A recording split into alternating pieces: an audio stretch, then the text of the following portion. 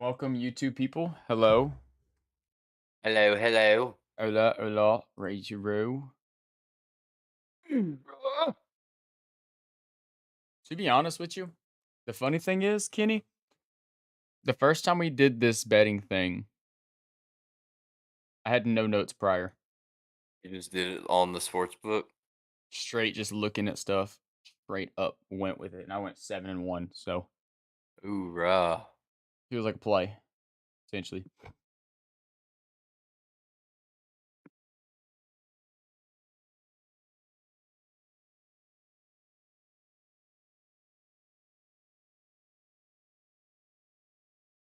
All right, I almost got all mine.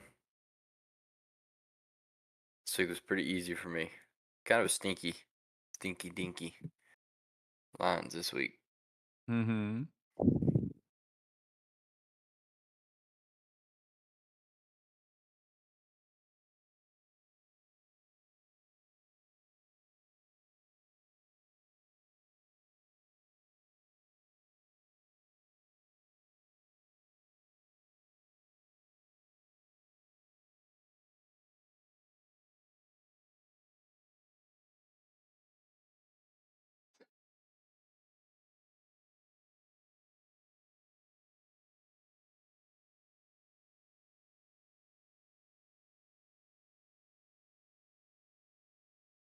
Also trying to get some ideas in there.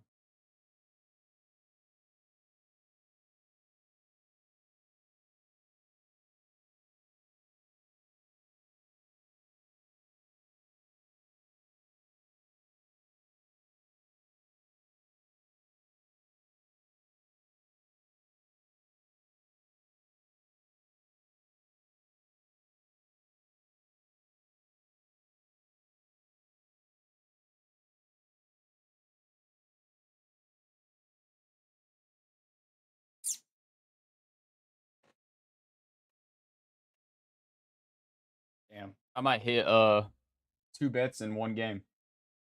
Really? Two of my locks might be one What do game. you have? Oh, like for the pod.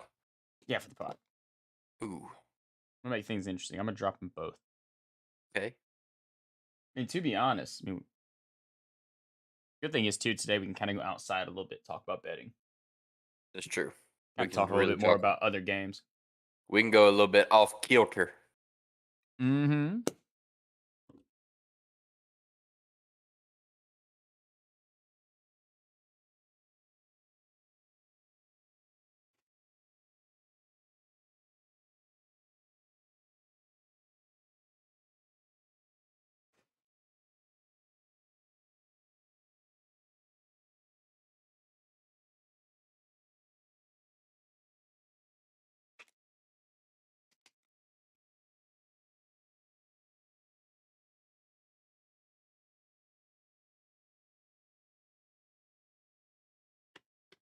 Oh,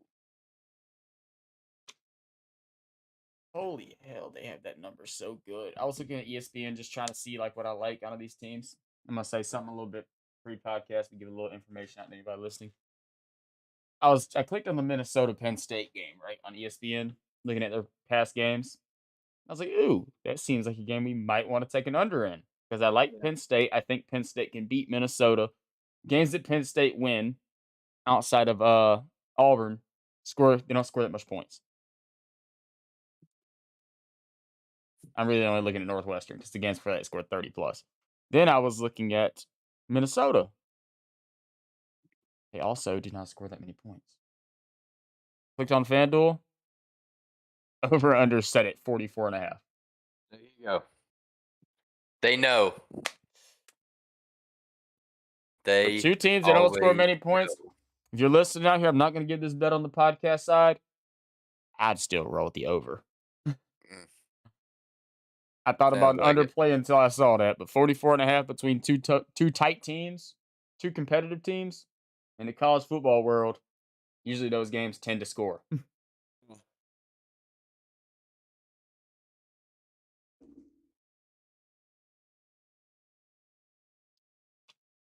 It is very, very rare in the college football world. You see a game that you circle on your calendar and then all of a sudden it's a 10-7 game or like a 17-14 game. You're right.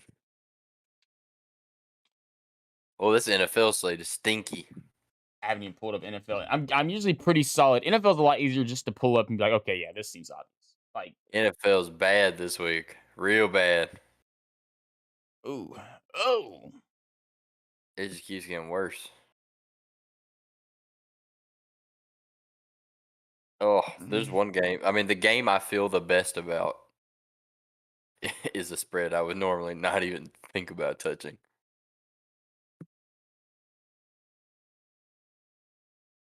mm.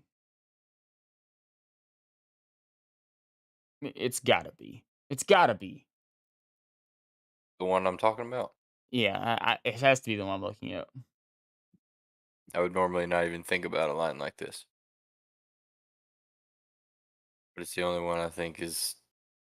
I mean, it's honestly it's the most likely one. Is it a favorite? Oh yeah, We had to be looking at the same one. I'm assuming. I'm not gonna say it, but we'll touch back on it whenever we get this podcast rolled off, I'm kicking. I'm, I'm sure it is the same. It seems too obvious. Way too obvious. There's two of them on here. Okay, I will say there's two of them on here that I'm looking at. Like, okay, I like them, but I don't know if I'm definitely gonna bet the one that I think we're both talking about. I'm pretty sure. I'm gonna bet the same game for two different things. I'm. Oh, you're gonna do it NFL side? Yeah, I respect it.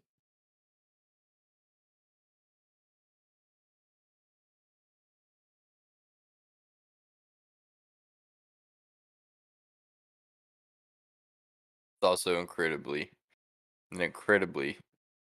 sneaky line. One that I would not normally touch, but I'm going to.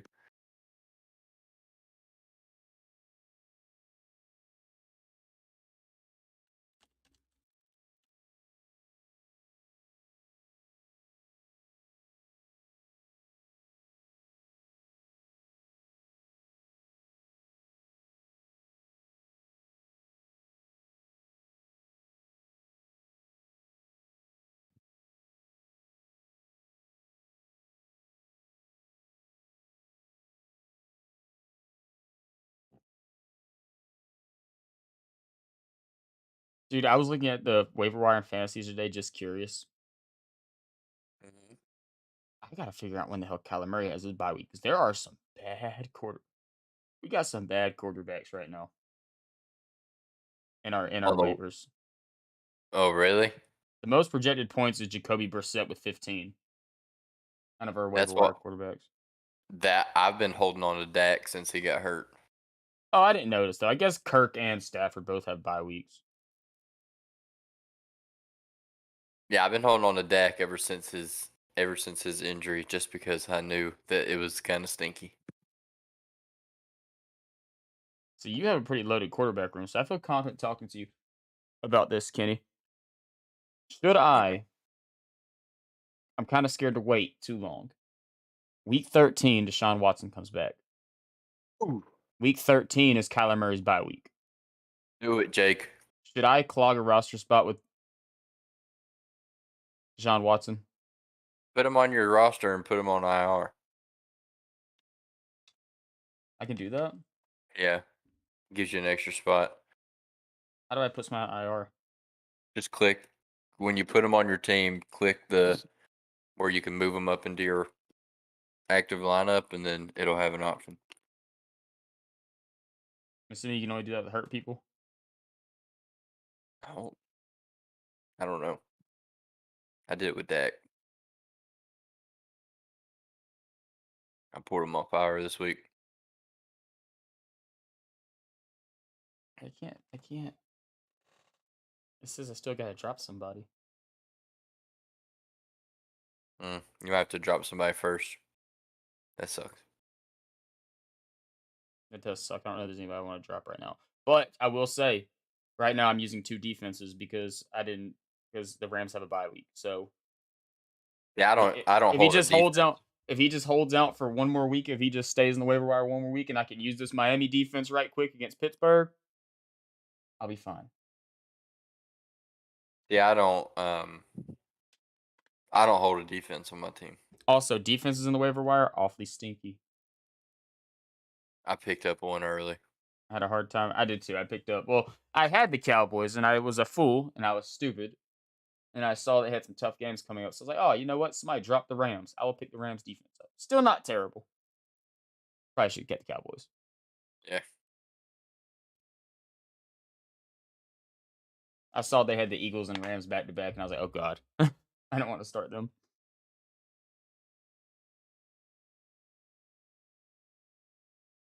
Have you seen the line for the Florida game? I have not. 14.5. 14 and a half. Yes. Why is Florida not on my thing? Where are they at?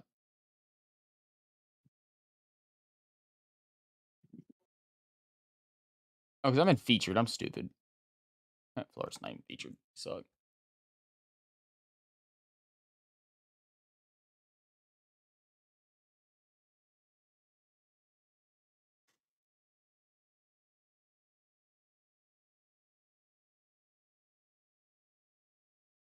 It's not gonna be on FanDuel probably. Oh, you're talking about Georgia? Are you talking about Georgia? Yeah. Oh, I thought you were talking about. You were talking about this. Georgia, Florida is 14.5. Does Florida even play this week? I have no clue. I'm gonna I pull it try up. not to watch bad football. They do not play this week. They also have a bye. I couldn't believe it was only 14.5. Yeah, that's pretty surprising.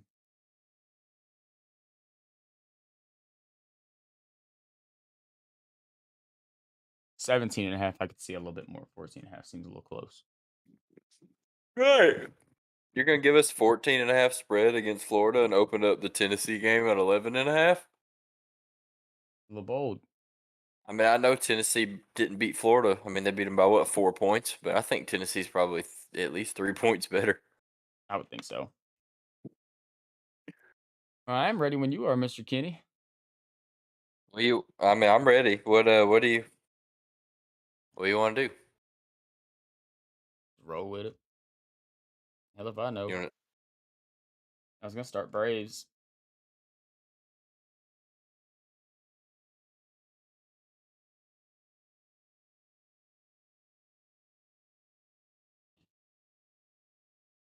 they pull up Falcons?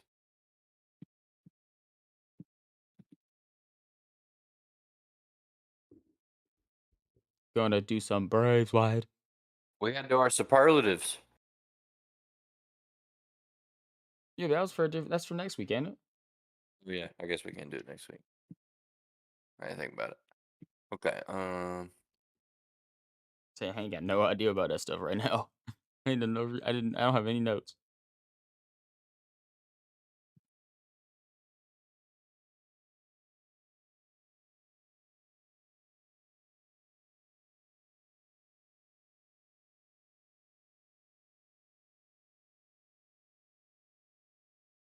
Pull up decons right quick.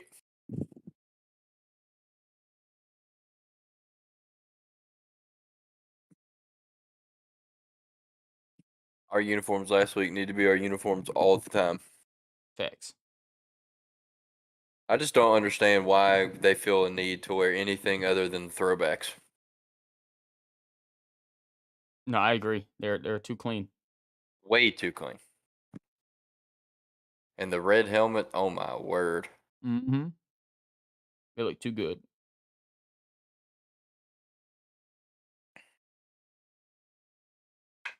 Okay.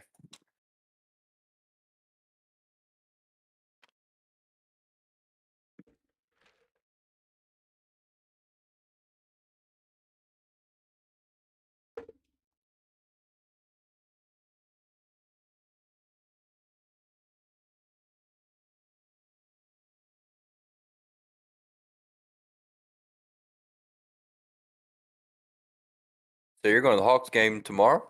Mm-hmm. I don't even know who we play tomorrow. Orlando. The Mayic. What's the line in that game? Hell, I don't know. Pull it up right quick. Gonna be on it? The line is 8.5. When's the last time you can remember 4 Hawks scoring 20 plus? Hell, it's probably been a minute. I wouldn't even be able to guess. In multiple Hawks with a double-double.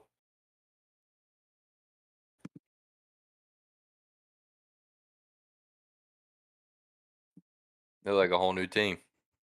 Facts. Double with assists and points. That's the crazy part. Facts. All right. We used to seeing them Trey Young, Clint Capella doubles, but see, I get the Now, assists.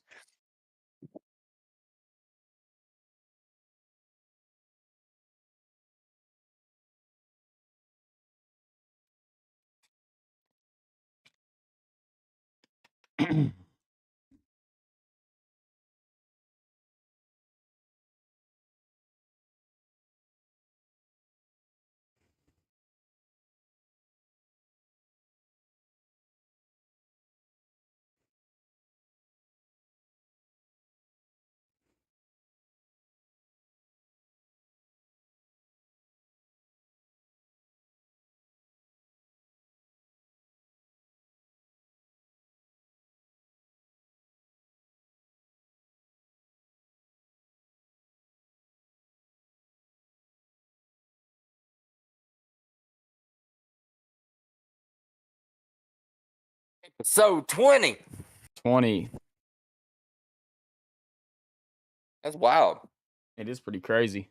We here. We are here. All right.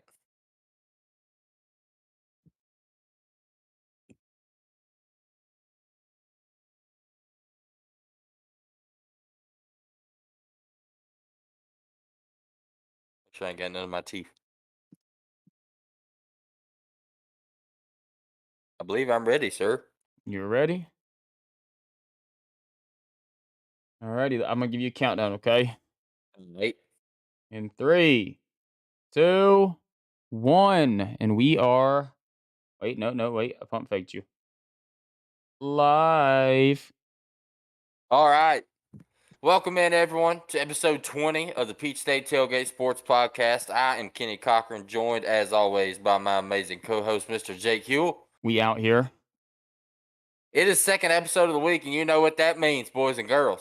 It is time to give some picks. Oh yeah, it is that time. We are pumped for it too. Once again, like we do every single episode, we want to thank you guys so much for listening to us. If you're watching us on YouTube, be sure to check us out anywhere you get your podcast. Leave us a 5-star review, leave us a like, give us a follow. And if you're listening on the podcast side of things, be sure to check us out on YouTube. Give us a subscribe, give us a like, interact with us. Check us out. You can see the live when we go up. We do a little BSing before we get to start on the show and talking about our lines and what we're looking at, kind of give a little game plan for what the show is going to be like, so you get a little extra content there. And be sure to check us out on all the socials. You see it right here on the Twitter at Peach State Pod. Give us a follow on there. And yeah, we appreciate you guys so much for listening. The reception's been amazing. We're going to keep going. But yeah, like we just mentioned it, man. It's the second episode of the week. It's the episode where we give our picks. We talk about what's going on. We talk about our gambling records. Man, if I could and toot our horns a little bit here, Jake, I would like to say that as a show, we are on a little bit of a heater these past 2 weeks. Heater alert.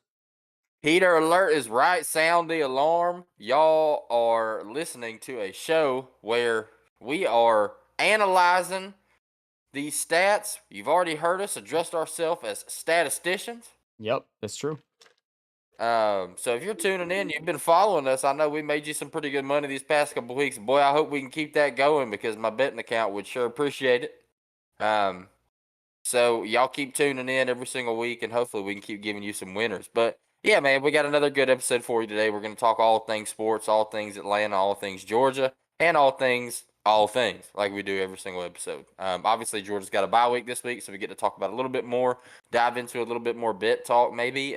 Talk about some of the things. Obviously, we got basketball ramping up. You know, Jake is the 5-star basketball guy right here, so he's going to give us some pretty good analysis. We got to see our boys play last night, so that was awesome. And I guess without further ado, Jake, I'll pass this torch on over to you.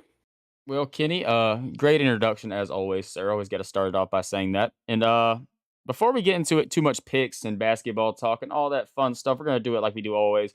We're gonna touch a little bit on our Atlanta Braves. The season's freshly over. We mentioned that yesterday, but we do have a little bit of fun stuff that just came out today. We have the Gold Glove finalists for each position. And your Atlanta Braves had four guys make the finalists in the Gold Gloves. We had Max Fried for the National League pitcher. Obviously, he's won back to back now. He's looking for three in a row.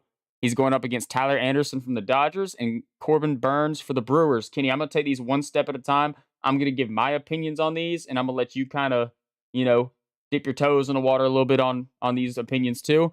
But in my eyes, this is an absolute lock for Max Fried. He is the best fielding pitcher in baseball. He has been in the past, and he continues to be that.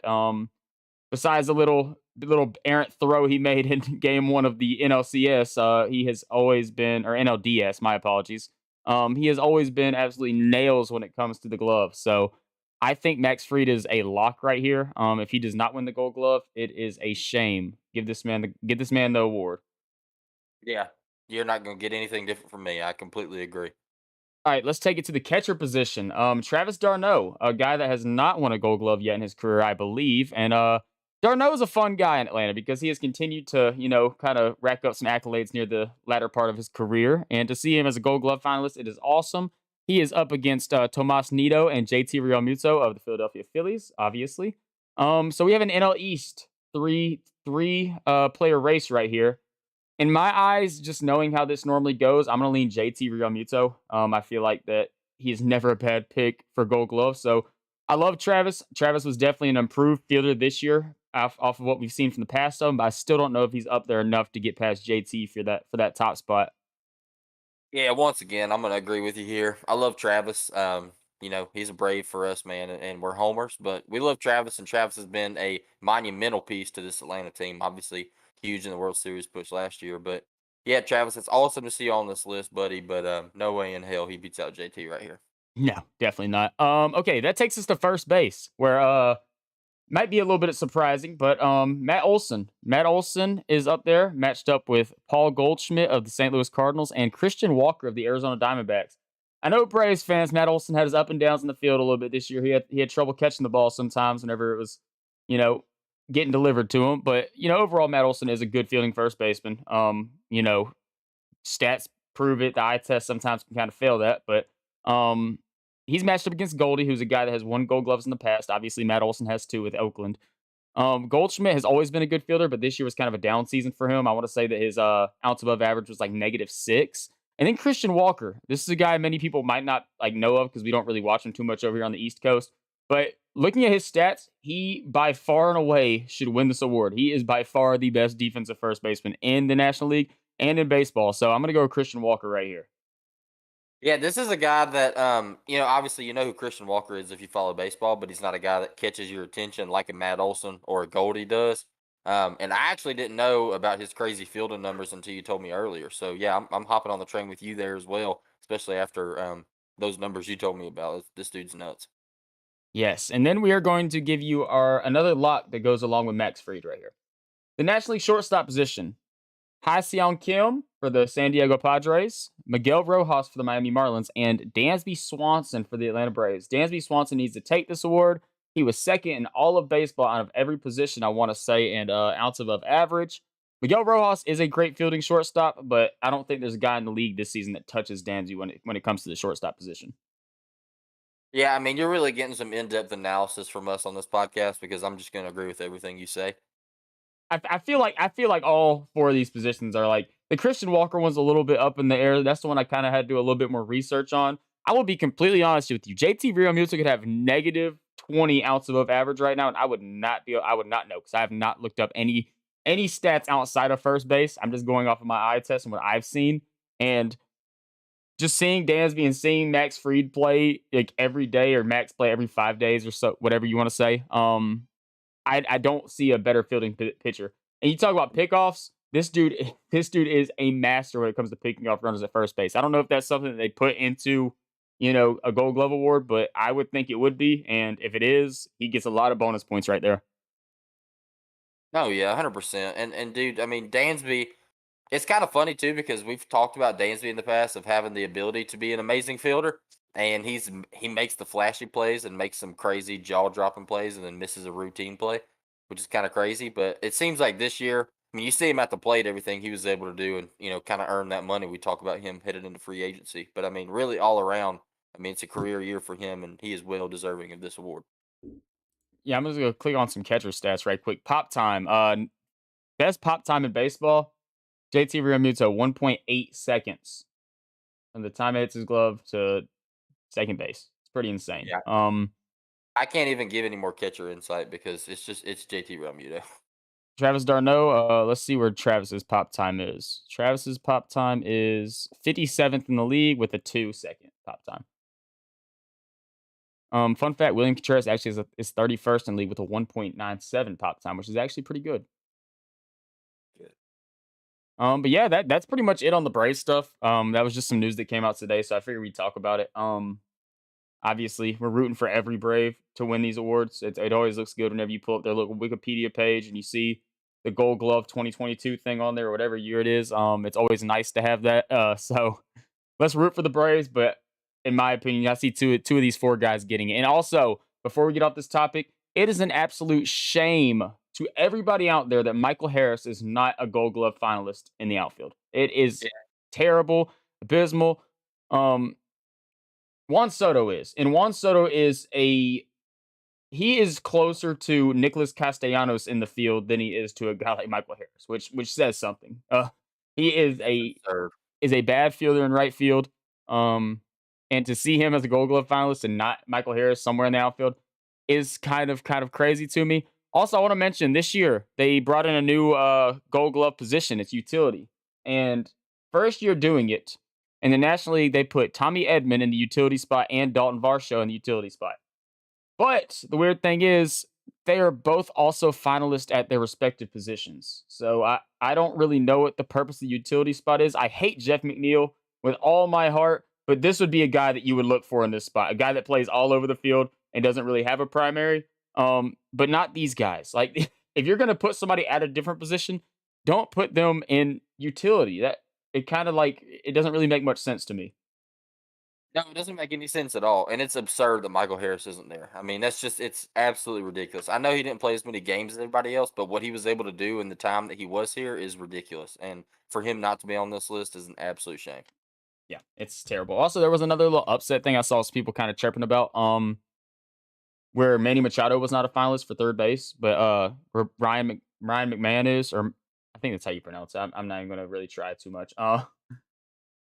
McMahon's a good player. Don't get me wrong, but I think a lot of people not seeing Manny Machado's name in Gold Glove finalists at third base every year is kind of like a what's going on thing. Ask you about something before we head out of this one, Jake. And it's Okay, not Braves related, but I was actually looking up these numbers because I read a little bit about it earlier, but I wanted to check for myself while you were talking about the catcher position. okay. The NL third base. I know it's kind of statistically is one thing, but it's kind of a popularity contest, so to speak.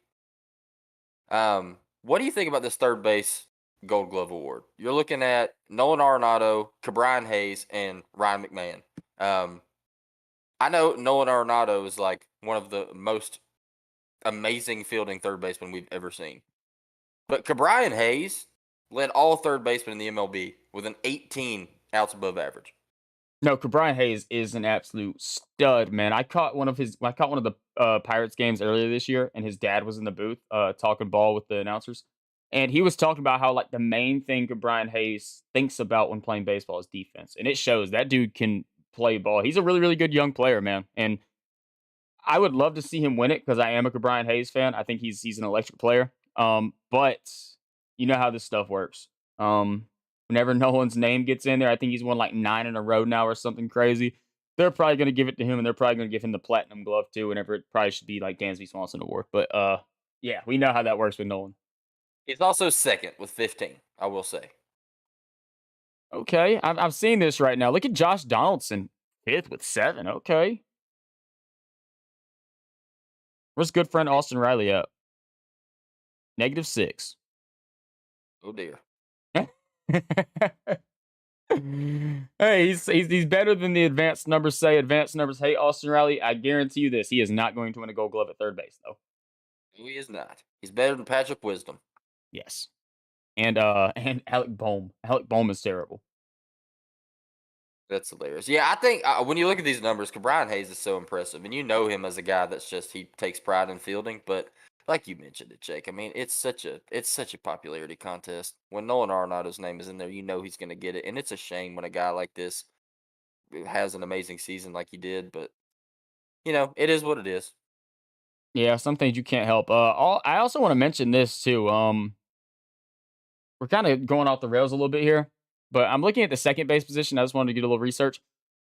Ozzy Albies had 4 outs above average in his short sample size of playing. That's the same amount as Gold Glove finalist Jake Cronenworth. So, Crazy. which we all know, Braves fans, we all know if Ozzy Albies had a full season, and he'd probably win the Gold Glove at second base, like rightfully so. Now that Colton Wong really isn't really the guy that he used to be. Colton Wong was kind of the guy that was Ozzy's, biggest rival when it came to Gold Gloves at second base. Now that nobody really even knows what he's doing in the league anymore, now that that's kind of passed. I think that Ozzy would. He had a -9. Colton Wong had the second worst outs above average among qualifying second basemen. That is insane. This dude was filthy with St. Louis. Good lord. All right, now we're off the rails a little bit. We're gonna hop back on the rails. That finishes up my Braves talk, Kenny. I don't know if you have anything else you want to kind of talk about with the Braves. No, I mean we mentioned it in the last episode. Probably this upcoming week we're going to dive into some end of the season superlatives, I guess you could say. Give some awards, talk about, big time contributors during this entire season, and kind of give a summary of what we thought, what we saw this year, and tell you about who we thought were the MVPs of the team, who contributed in which way. So I'm excited to do that, but so we'll dive into that this upcoming week. Okay, perfect, perfect. I agree. We will be ready for that, and it's going to be a lot of fun. Now we're on Braves talk, Kenny. How about we hop into a little bit of Hawks talk before we get all the way up in this football action? Yes, sir. All right, so your Atlanta Hawks tipped off the season against the Houston Rockets at home on in State Farm Arena, and they look good. We start the season 1-0, which is always a positive. We beat them 117 to 107. Um, my major takeaways. It is very, very fun to see Trey Young have another ball dominant guard on his team. DeJounte Murray really, really looked good in his first game in a Hawks uniform. I will say this: neither Trey Young or DeJounte had the most efficient nights when it came to shooting the basketball, but they did their thing. The best thing about Trey Young that I have noticed is a bad game for Trey Young is a 23.13 assist a Yeah. game. That's how you know that Trey Young is a legit superstar in this league. Is like whenever you're watching him play, you're kind of like you're like, damn, Trey's kind of off tonight. He's missing some shots. He's not really doing normal Trey things. And then you look at the box score at the end of the game, and he puts up a very, very quality game. And DeJounte was kind of the same way, honestly. DeJounte was, he came out, made the first basket of the season for the Hawks. He looked like he was going to be on a tear, and then the ball kind of stopped dropping in for him. But the stuff that DeJounte does outside of just scoring a basketball, that's not really what you bring him here. You bring him here to be a guy that can pass the ball around, which he had 11 assists. You bring him here to be a physical defender, 5 steals, a block, and he also 5 rebounds. Like this dude had a great game in his first stint with the Hawks. Before I get too far into it, Kenny, what was your thoughts on Dejounte Murray and Trey Young's first game together as a dynamic duo? Dude, I loved it. I loved every second of it. And DeJounte is a guy that has been super hyped up this year, especially by Hawks fans and fans all around the league. Because when you heard the trade rumors, it was like, who's going to land him? Who's going to land him? Everybody had their theories about which team was going to go out there and make a push. And you heard the rumors with the Hawks about the Donovan Mitchell stuff. And it just made sense. The DeJounte situation made a lot of sense. And it's a little bit of a, if you're a devout basketball fan, you're gonna know, and you're gonna be like, "Wow, it's a really quality pickup for these guys." But it's not as flashy of a move, from a just a general perspective as the Donovan Mitchell move, I guess you could say. But it really fits what this Hawks team is trying to do, and fits what we need a little bit better than something like that. So to see him come in, man, and something that I thought was pretty interesting is that both he and Trey Young both played 38 minutes in this game. Um, so we were kind of wondering how that dynamic was going to work about, maybe you pull Trey out and leave DeJounte in the game and kind of have that 1-2 punch. And it seemed like these guys were on the floor together most of the game, and the chemistry is there. And obviously, these guys knew each other beforehand. So these guys go way back and have probably played with each other in the past in the offseason and whatnot. So, dude, the chemistry is absolutely there. And I was just excited to see him play, dude. Um, and it seems like it's going to work. I mean, I told Jake, I sent a text in our group chat after the game. I said, I can't remember the last time we saw a Hawks game where 4 players had 20 plus points. No, I agree, and that kind of brings me into this next topic of conversation. With DeJounte Murray and Trey Young not having the most efficient nights on the floor, it was very, very made up for by John Collins and DeAndre Hunter. Both of those guys had fantastic games, man. John Collins, it seemed like that he was scoring the basketball at will. Whenever John Collins, and this is what John Collins does, man. John Collins does this every night. He's always been an efficient scorer. He shot 9 for 12 from the field, 2 for 2 from 3, 4 for 4 from the free throw line, 24 points, 8 rebounds.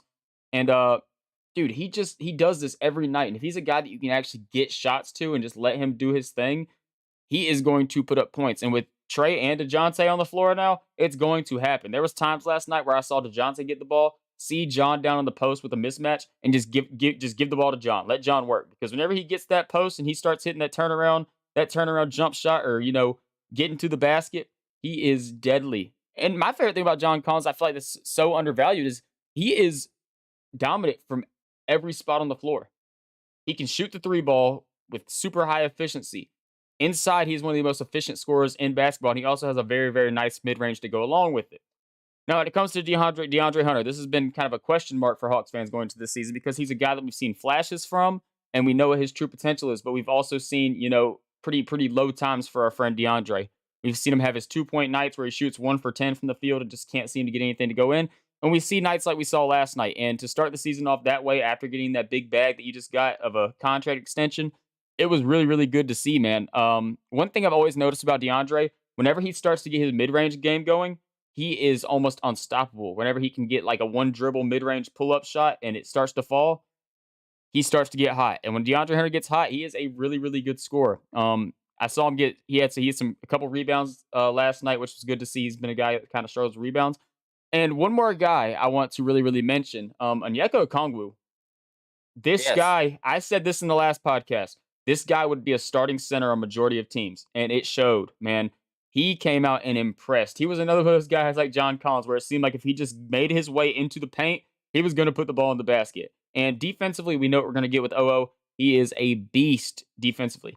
One thing I want to mention again on Onyeka Okongwu, 9 rebounds. Rebounding has always been kind of his weakness in his game because he's not really the biggest of guys at center. He's a super athlete. We know that from how he plays defense, but sometimes you just get these big 6'10", 6'11", 7-footers can just, outreach you and just grab boards. But he had a really, really good game, on the glass, which was nice to see from our young third year center now. Yeah, dude, 17 rebounds from the 5 spot between Clint and Onyeka Okongwu both together.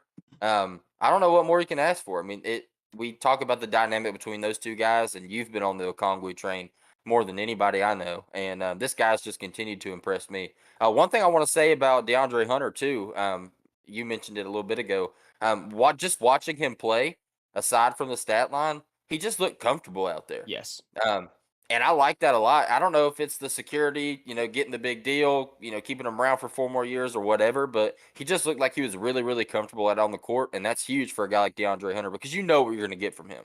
You know, you're going to get a really quality production from this guy day in, day out. And he might not have the most efficient games. Like you just mentioned, he'll go 1 for 10 on some nights, and some nights he'll come out there and drop 22 on you. But regardless of what the box score looks like for this guy, he's a big contributor all around the court, especially on the defensive side of things. So just him being out there and looking comfortable was huge for me. Yeah, I agree. I do want to talk a little bit about Clint because I did see a little bit of ramblings on Twitter talk about Clint Capella. It was probably some box score watchers that just pull up the box score after the game ends and see that Clint Capella only scored 2 points. Guys, in an offense that has John Collins, DeAndre Hunter, Trey Young, and DeJounte Murray on the floor majority of the time, Clint Capella's job is not to score the basketball. Clint's job is to do exactly what he did last night, to grab boards and to play defense. And luckily enough, Clint Capella is one of the best in basketball at doing that thing. He is not going anywhere. He's not getting benched. Clint Capella is very, very good at his job. And I guarantee you at some point this season, he's going to get his points. Like we see it from Clint every once in a while. He has a little flash of a 25-point game, 25 points, 13 rebounds. It's coming, but don't expect Clint to go out there and give you 15, 16 points every single night because that's not really what you're going to get from Clint. He is one of those guys that has to put such a workload in on the defensive side that offensively, you can't expect too much from him. It's kind of like Trey whenever we talk about defense, which Trey, to be honest with you, Trey looked like an improved defender last night. There are some plays where he's kind of, I'm not going to say lazy because whenever you're, playing 38 minutes in a game and having so much usage on offense, it's not really laziness. There were some plays that he was kind of like, disappeared for a second. But one thing I will give Trey is that whenever he locks in on defense, he does play with a lot of intensity. He kind of flies around. We talked about DeJounte's steals earlier, 5 steals.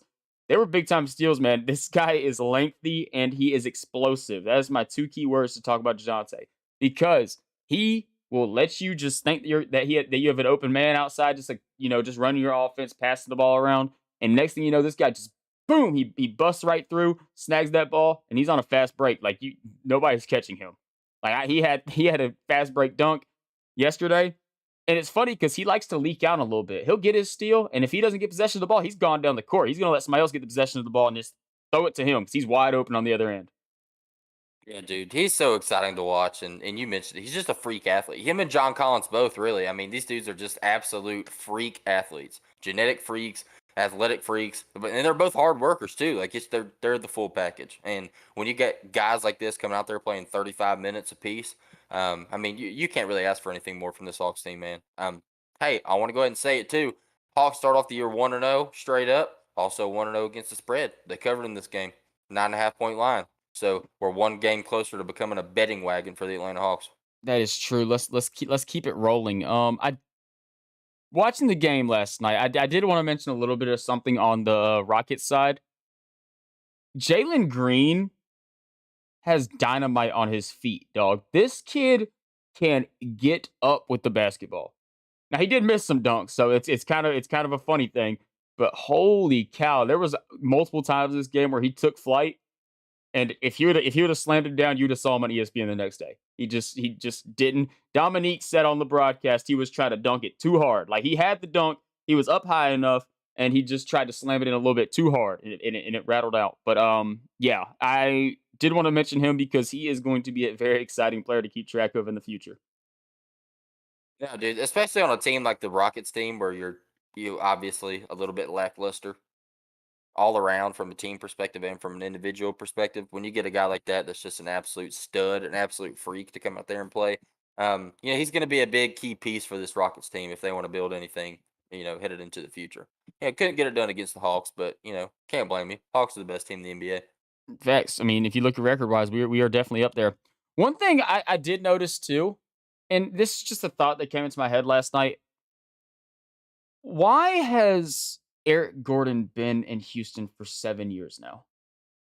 Why Doesn't has feel there like not why has there not been a playoff caliber team call up Houston and try to get this man on their team? I'm not saying Eric Gordon is a superstar by any means, but you're trying to tell me a team like the Lakers or somebody could not use him on their roster? Like he is a good basketball player that is kind of just wasting away over there in Houston.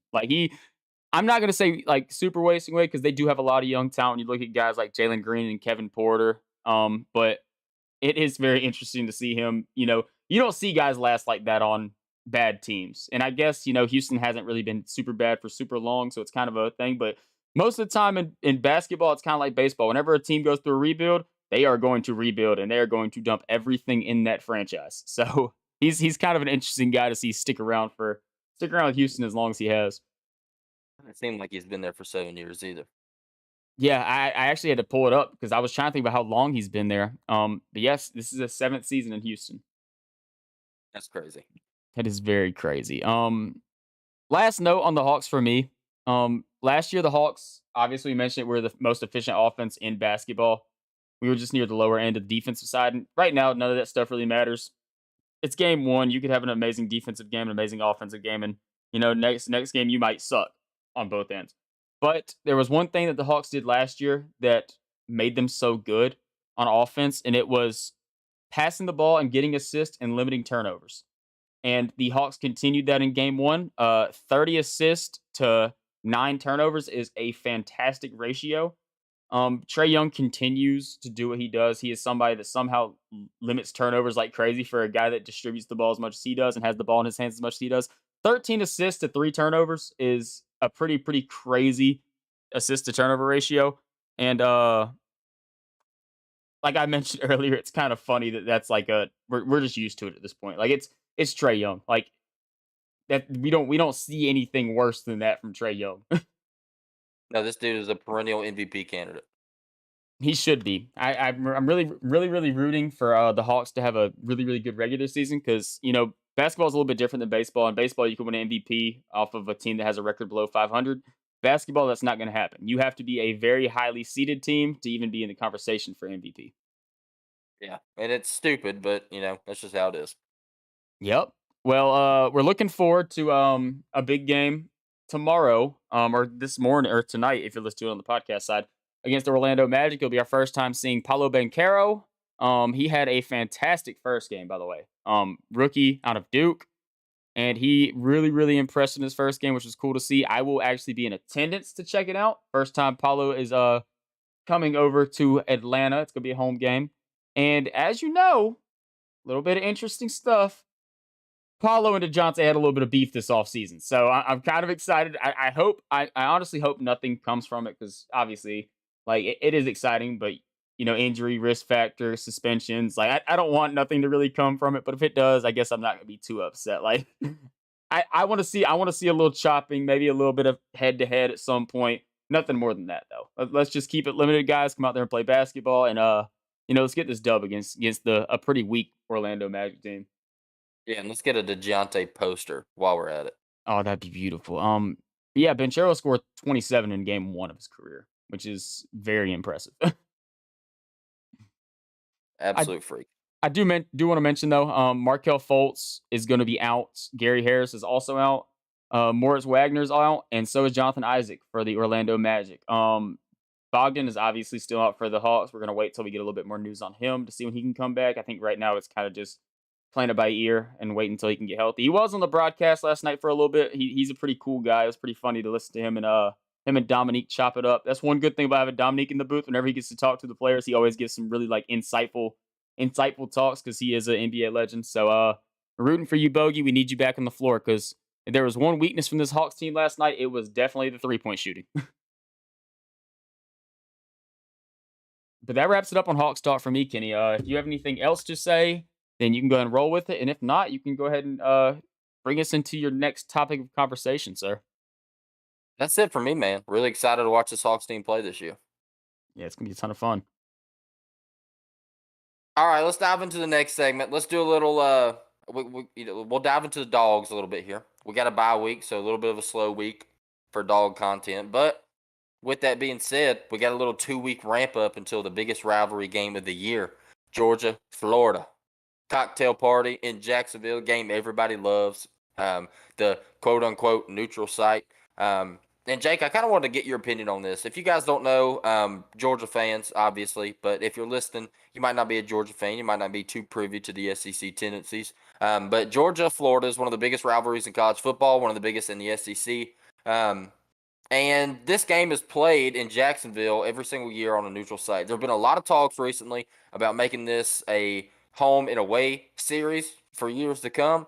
And a lot of people have mixed emotions about it. So I kind of wanted to get your take. What do you think about switching this and bringing this to Athens, in the future? Okay, so I guess I kind of have mixed feelings on it too. I've never been to a Florida Georgia game. It is one sad thing in my life that has not happened, which I would absolutely love to go, especially in Jacksonville, because it seems like such a fun environment. You get two big fan bases together that absolutely hate each other's guts, and a lot of alcohol can make for a fun time. That's all I'm gonna say. But I can't really lean one way or another because I do love it being in Jacksonville, but I also cannot imagine like I'm gonna think about it from both sides. Like the Gators coming to Sanford Stadium would be electric for Georgia fans. And also, like, you know how nerve wracking would be for us to have to go down to the swamp? Like, like I That's feel what like I'm saying. I feel like it also works both ways. I feel like for like college football fans, I would kind of like Damn, I don't know, Kitty. That is a very, very good question on my opinion on this. I I'm gonna lean to the home and away. I like the idea of a home and away thing. I think it would be a ton of fun. Like honestly, like I know as Georgia fans, we would be a nervous wreck to go down to the swamp, but you just think about the Bulldogs playing in an environment like that and getting a big win in the swamp. Like there's no better thought than that right now in my head. No, and that's the thing too. I mean, you talk about the benefit of having anybody come to Athens. Sanford Stadium is one of the craziest environments in college football. So bringing anybody here gives you such a big advantage for just home field. But the whole dynamic of traveling to the swamp to take on this Florida team is also exciting. So I think it's a twofold thing. Like it would be a benefit for both fan bases, I would think. And it would just be exciting to have to do that and travel. I mean, when you have such a big rivalry like this Florida Georgia, anytime you can make it as toxic as possible and limit the 50-50 fan outing, I think would be pretty cool. And obviously, right now, Florida's not a very good team. But, you talk about the Kyle Trask days, dude. I mean, even before that, like going on back to Tim Tebow or whatever, like this is one of the most competitive rivalries in college football. And to have the whole dynamic of traveling to the swamp or them coming to Athens to take on the other team in their home environment is really, really cool. And I do like the whole Jacksonville thing. They call it a cocktail party because that's exactly what it is. Everybody goes down there and gets a little tuned up and enjoys the game. So that's fun and everything. But, it does feel like we might be missing out on a little bit of an excitement of having a home game or an away game against this team. Yeah, pregame, the cocktail party is definitely a lot more fun for like fans and stuff. I would think. Which also, like I said, it kind of contradicts a little bit because I also couldn't imagine going to a tailgate in Athens for a Georgia Florida game. I feel like that would be insane. But Oof. I feel like game wise, it would definitely be a lot better played at a home and away. Like just No, having the actual home field advantage like involved in this type of rivalry would be insane. 'Cause, both fan bases. I'm gonna give you a little bit of credit here, Florida fans. I know y'all would come out and support them Gators if we went down there to the swamp. And trust me, Florida. If y'all came up here to Sanford Stadium, we gonna show out. 'Cause we show out everywhere. yeah. You talk about a game like this against a team like this, man. It's a crazy environment, even on a neutral site. So yeah, the thought of having a home environment or an away environment would just be even more toxic, and I love every bit of it. Um, so talking about this game, I just mentioned, and obviously we've talked about on the podcast before. We're Georgia fans. We hate Florida. We always will. We always talk about how much we love to hate on the Gators. And this year, it's never not fun to hate on Florida. It's one of the best weeks of the year, especially a 2 week ramp up like this. Any chance we get to take a jab at these boys, we will, and we'll do it with a smile on our face. But this year, they are a bad football team, man.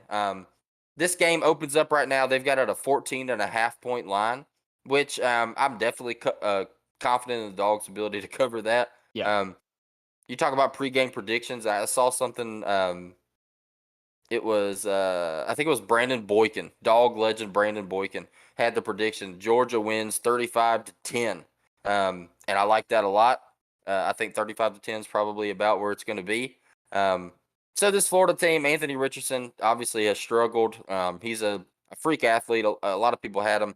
I think Mel Kiper had him as a top 10 draft prospect across the board, all positions, which is absurd in my opinion, especially when you see what this guy's been able to do this year, which is absolute jack. Um, so it's not going to get any easier for you, bud. You got to take on, in my opinion, the best defense in the nation. One of the best defenses in the nation statistically, I believe, number 4 overall is what the stats show right now.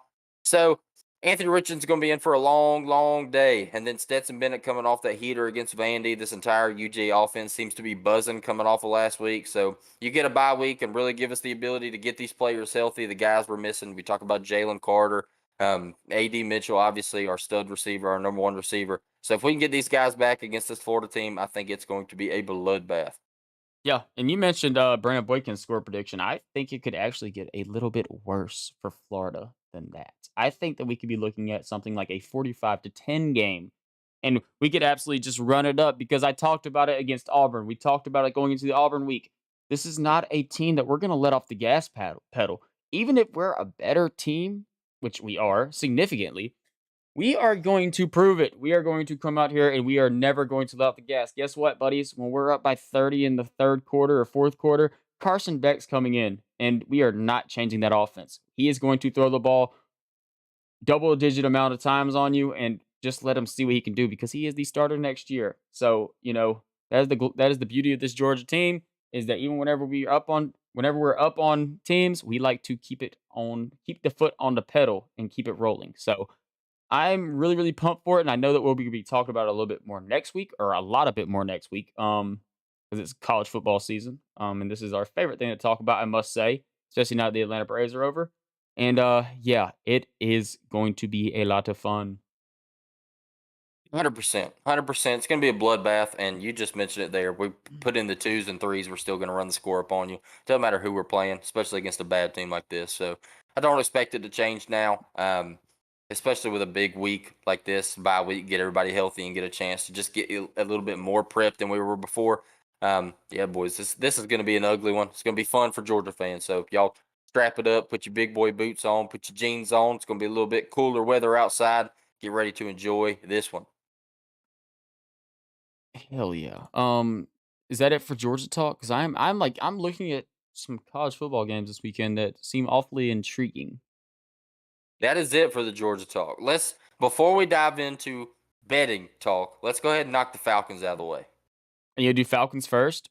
Let's go Falcons. We'll talk about Falcons, talk about what we're looking like for this upcoming game, and then we'll dive into bets because with a bye week, a little bit less Georgia talk, I'm excited to dive into some betting lines. All right, we can do Falcons. Do you want me to kick it off? Or you want to kick it off? You kick it off. Go ahead. All right, so everybody, this coming up weekend, the Atlanta Falcons are heading over to Cincinnati on Sunday, and we're going to play the Cincinnati Bengals.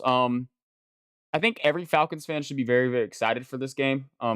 This is a team with the Cincinnati Bengals that just appeared in the Super Bowl last year, but they are definitely a team that is beatable.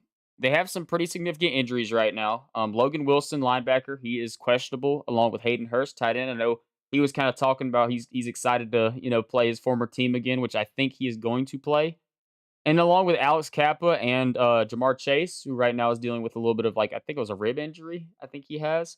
So, they have a couple key injuries on our side of the ball, though. You have to look at this Falcons team and you have to wonder, man, how do the Falcons keep on, beating odds? And we talked about that before. You talked about it yesterday about how teams, continuously beat us in most categories. That would mean you win games and we still pull out wins. And we look at it at an injury perspective. We lost Cordell Patterson, who looked like he was the whole offense to start the season. And the Falcons continued to play good ball after that. Now we lost Casey Hayward to the IR. I'm curious to see how this Falcons team can kind of bounce back from that. We also mentioned with AJ Terrell, he's dealing with a little bit of a hamstring issue. I don't know if we've gotten too much updates on that or if he's, participating in practice or anything this week. But I I know you believe I believe AJ practiced today. perfect. Okay, so if we can get AJ Terrell back, it's going to be a huge boost because I guarantee you Jamar Chase is not going to let a rib injury hold him out. He is probably going to be on the field this coming up weekend. The Casey Hayward is an interesting guy to lose. But the beauty of things with the Atlanta Falcons that I mentioned in yesterday's episode is we actually have a little bit of depth at the cornerback position with guys like D. Alford, who is also questionable this week. I just see that right now. But also we look at Darren Hall. Darren Hall is playing like a top tier cornerback in football this year. So you throw him on the field for Casey Hayward's position, and I think we should be just fine. Um, a little bit of a preview for this game. The spread right now is set at 6.5, leaning towards Cincinnati. I'm not going to really give my opinion on that just yet because we do have some betting talk coming up. I just wanted to throw that out there. Um, right now, the series record between the Bengals and Falcons, the Bengals beat us 9-5 overall. Um, we have a couple different key intriguing things to talk about. Right now, the Cincinnati Bengals are not very good at stopping the run. DJ Reader is sidelined right now with an injury, so the Falcons' main way of producing offense is running the ball. So if a team is not very good at stopping the run, it kind of makes us feel like, okay, we have a pretty good shot on offense to put up pretty significant numbers. Right now, through 54 carries, Tyler Algier has 235 yards. He needs 65 yards to become the third fastest player to reach 300 yards in franchise history, which is pretty interesting. I did not know that. I'm actually on ESPN. I just gave you a straight up line, read straight up off of it. So sorry if I have any copyright issues right here, ESPN. Thank you for giving us this nice information I can use on the podcast side of things. But God, that's crazy. I had no clue. Yeah, I actually read that earlier, and I had to have it saved so I could mention it. Also, it doesn't have a author name, or I would give the author's name to it. But yeah, it's on ESPN. So if anybody wants to read the little preview, just click on the little preview thing, and it tells you all this fun stuff. But this is going to be a team that is probably going to test us a little bit defensively. Falcons' pass defense still is not fantastic so far this year, so this is a team that likes to air the ball out. Obviously, Joey B is still a good quarterback. He had kind of a slow start to the season, but he is fully back right now, and he's looking back to his normal self. And then you mentioned guys like Jamar Chase and T Higgins. He's a guy that's been dealing with injuries a little bit this year, and he is also going to be back full go this week, which is another significant thing. Oh wait, I didn't mention their running back, who happens to be kind of off to a slow start, but happens to be one of the best running backs in football, Joe Mixon. So we have a couple things that the Falcons are gonna have to contain this week on defense, but I do like our odds. This is a team that we mentioned the young cats that don't really get. It seems like they don't really get too pressured or intimidated by higher up opponents. It seems like they kind of like to show out. They kind of like to come out here. They don't care who they're facing. They just want to win the ball game. And if the defensive front can kind of hold up against the Bengals offensive line that still has not looked particularly great this year, I would absolutely love to see that happen. No, and you made a good point there, and that was kind of my biggest talking point with this game is the way that the Bengals struggle to stop the run. And with this Falcons team being so dynamic on the ground between, I mean, you talk about guys like Caleb Huntley and Tyler Algier, even with CPAT being out. And then, don't forget about Marcus Mariota. His ability on the ground is still crazy. He's just a guy, he's kind of slippery. He'll get out there and make a couple moves. He's obviously really athletic. We've seen that from his time in college to Tennessee to now. He's a really dynamic player. He's been really, really good through the air too the past couple weeks. So this is a guy that a lot of Falcons fans, including myself, said that maybe he could potentially be holding the team back a little bit. But he seems to just be a gamer. He might not be a guy that wows you on the box score, but he's a guy that'll get out there and put his life on the line for the team and do whatever it takes to win. And in a game like this against a really good Bengals opponent, even when they're not playing the best football here lately, that's really what you need from a Falcons perspective is somebody that's going to go out there and just do what it takes to win the game. And you're looking at a 6.5 point line here, which is by no means absurd. I think it's probably about right. Um, so yeah, I mean, I'm really excited about this game. I think it's going to give us a whole new perspective against a really dynamic passing offense to see what these young boys can do. Obviously, you mentioned it with the injury situation with Casey Hayward and AJ Terrell. I'm really hoping AJ will get cleared to come out here and really, hopefully finish out practice. Won't be too limited. Come out there and play because I'm pumped to see a AJ Terrell Jamar Chase rematch. Yeah, and I have some stats pulled up right here. It's like team stats. Both teams should be able to attack the other team's weakness on the defensive side of the ball. So right now, the Cincinnati Bengals are the 13th best passing offense, but the Falcons defense is the 31st passing defense. So at that point, they should have an advantage in the pass game. But then we flip it over to the other side. The Falcons offense is the third best rushing offense, and the Bengals defense is the 21st rushing defense. So we look at it, both teams can attack the other team's weaknesses. But on the other hand, things don't look like they're going to get better the other way around. The Bengals right now happen to be the 27th rushing offense, where the Falcons are the ninth best rushing defense. And then we flip it over to the other thing. The Falcons are the 30th best passing offense, and the Bengals are the 13th best passing defense. So it's kind of weird how this thing kind of like is like a parallel issue where both teams have positives on their defense, but it just so happens to be the thing that the other team is already bad at on the offensive side of the ball. That's pretty interesting. And I'm not going to get too ahead of myself because I do have a pick in this game for my 4 picks of the week on the NFL side of the ball. Um, so I'll hold my tongue a little bit, but that's pretty interesting what you just said there. Yes, very, very, very interesting. But I think that wraps it up for Falcons talk to me. Kenny, do you have anything Yep, else that you would like to mention? that wraps it up for me. All right, so that takes us to betting, correct? Yes. How do we want to play this out? Do you just want to throw some picks out there and then we can give our official picks? Do you want to do official picks first and then talk a little bit about some games? Let's do official picks. We'll go college first. Give your official picks in college, and then we'll talk about some games we're looking at, and then we'll switch over and do the same thing in the NFL side. Okay. Okay. So we're gonna go college first, and then we'll flip things over. Give me one sec on this, Kenny, and I will. Do you want me to lead us off on our favorite for college football, or you want to lead us off? It doesn't matter. But I'll tell you what, before we get to that, let's talk about how we've been performing lately. We Okay. mentioned at the beginning of the episode we've been on a little bit of a heater here lately. Jake and I came out with the format of giving you guys a favorite, an underdog, an over, and an under every single week, making that an official pick. That way we could kind of keep tabs on a betting record moving forward to kind of give ourselves some notoriety, I guess you could say. It also is a little bit of a risk because if we come out here and give stinkers, then nobody's going to listen to us and take us seriously.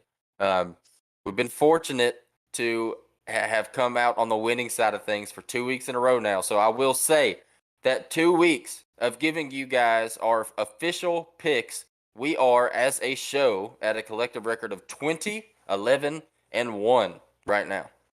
20, 11, and 1. Check us out. We're doing big things. We win you money if you listen to our bets. That's right. If you listen to us, we're winning you some money. Hopefully, we can keep that going with our official picks tonight. We'll talk about some games we like. If you want to follow suit, hop on the train. We're going to keep this thing going and talk about our record next week. So we're not shying away from it. But 20, 11, and 1, man, that's pretty daggum good, I'll say. Yeah, I have to agree with you. I love to hear that number because that means that we are positive sports bettors, and that's all you can ask for in this world. Amen. Amen. All right, let's dive into it, man. Let's talk about college football. Jake, your favorite of the week in college football. My favorite of the week. Okay, so this is a very, very fun one. I see different things I'm leaning to, different things I'm going against. But my favorite of the week, I am going to go with the Louisville Cardinals, minus 2.5 with Pittsburgh coming to them. I like this Louisville team. I think this Louisville team has some upside. And I do not like this Pittsburgh team. I do not think this Pittsburgh team is very good. So, that kind of it kind of rolls with everything that you would think. Like I don't know how else to explain it other than that. I know Pittsburgh is 4-2 right now. Louisville's 3-3, but I do like this Louisville Cardinals team a little bit more than I like Pittsburgh. So 2.5, I think it's a little bit too close for me. I'm gonna go Louisville. All right, all right. My favorite of the week, I am taking Texas A&M minus Oh, 3 against South Carolina. I thought about Texas it. A&M is a team that has not been very impressive so far this year, but they come out 2 weeks ago against Alabama and play an absolute hell of a game. Gave the Crimson Tide everything they wanted up until the last minute with one of the worst play calls I've ever seen in college football. Do not understand why they went with that a weird 5 yard out route at the goal line. It was weird, man. I just don't understand it. I don't know why you do that. Haynes King throws a horrible ball. You maybe a missed pass interference call there. Who knows? But whatever. They still played a really, really good game against Alabama. Haynes King came in there taking over for an injured Max Johnson, who earns that starting role and actually plays a pretty good game, all things considered, for Mr. Haynes. So I look at this game for two reasons. Number one, I'm looking at Texas A&M coming off a really good performance against Alabama, and then they head into a bye week last week. They had an off week. Hopefully, that'll give them some time to get Haynes back in there. I believe Max Johnson is still going to be out with an injury from the latest update I have seen, so it looks like it's going to be Haynes King shipped to run for at least one more week. If he can build off a good performance like that against Alabama and roll into a pretty bad South Carolina team, I think 3 points is just not enough, and that's really with whoever at quarterback. I think this Texas A&M team is far better than South Carolina, and I think they're a lot more than 3 points better. So give me 3 points with A&M, I'll take that. I like it. I like it. That's what I was kind of looking at too. I didn't want to pull the trigger on it, but I do like that bet a lot. I do think Texas A&M is a significantly better team, and if they get the same quarterback they play they had against Alabama, this game should not be close with how different the talent is on this team. All right, let's head into our underdogs. My underdog of the week, I'm taking Georgia Southern plus 2.5 against Old Dominion. Um, this Georgia Southern team obviously is a Georgia team, so we are a little bit more in tune with them than other smaller schools, I guess you could say. But I think this Georgia Southern team has been a team that's really impressed me. Jake and I had a pretty significant bet win in the Georgia Southern money line play against Nebraska earlier this year that won us a ton of money. Thank you, Southern. We're very appreciative of that. They've not been playing the best football in the world, but they have a very, very good passing attack on offense. This Old Dominion team is by no means a slouch. They're coming off a massive win against Coastal Carolina, 49-21. Do not know what happened to Coastal in this game because Coastal is a solid team with a really good quarterback. So I look at Old Dominion. This is a team that gives up a ton of points. They are a team that also struggles to put up points. So I look at this from only one perspective of I think Georgia Southern is going to be able to score on these boys through the air. So 2.5 points. I'll take Georgia Southern there. I think they'll cover that and probably outright win the game, in my opinion. Yeah, I like that a lot. Also, they're coming off a big win against James Madison last week. The week that James Madison became ranked 25th in the country, the Georgia Southern boys went out and beat them. So they got the momentum riding their way right now. Like you mentioned, a big win against Nebraska this year. So I like that a lot. I don't think Old Dominion is really at that level. And that quarterback play they do have, I can't think of the kid's name right now, but he can absolutely sling the ball. So if he gets rolling, watch that Georgia Southern offense just end the game before it even gets started. Um, that leads me into mine. So I am going to go a little bit more mainstream here, a little bit more fun, and maybe this might be recency biased. One way, not the other way, because one team has played. Well, actually, both teams have played bad. Not bad. But I'm gonna go with Mississippi State plus 21 against Like it. Alabama. That's too many points, and the reason that's too many points because the only way this works is if Alabama scores 70. Because I know we're gonna talk about last week. Okay, yeah, Mississippi State scored 17 at Kentucky. The 3 games prior to that, Mississippi State was rolling. This Mississippi State team dropped 42 on Texas A&M's defense just 3 weeks ago. This team has a very, very dynamic passing attack, which is something we just now saw Tennessee take advantage of against Alabama. Um, I think that this game could be rather close. I know that Mississippi State just played a little bit of a stinker. Bama's kind of had a little bit, struggles the past 2 weeks. Um, I really do think that Mississippi State can come out and make this game competitive. And I think that, if this was set at 14 and a half, I might still take Mississippi State plus 14 and a half, as crazy as that might sound. No, I thought about this one a lot, and I actually really, really like this game.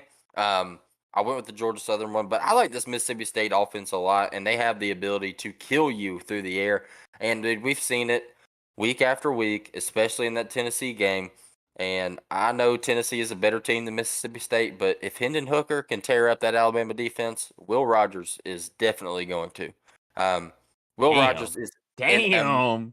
Will Rogers is an amazing quarterback, dude. I'm not saying he's better than Hendon Hooker, but he's going to do what Hendon Hooker did as far as efficient. I mean, this dude's completing 73% of his passes and he's throwing for 50, 55 times a game. That's nuts.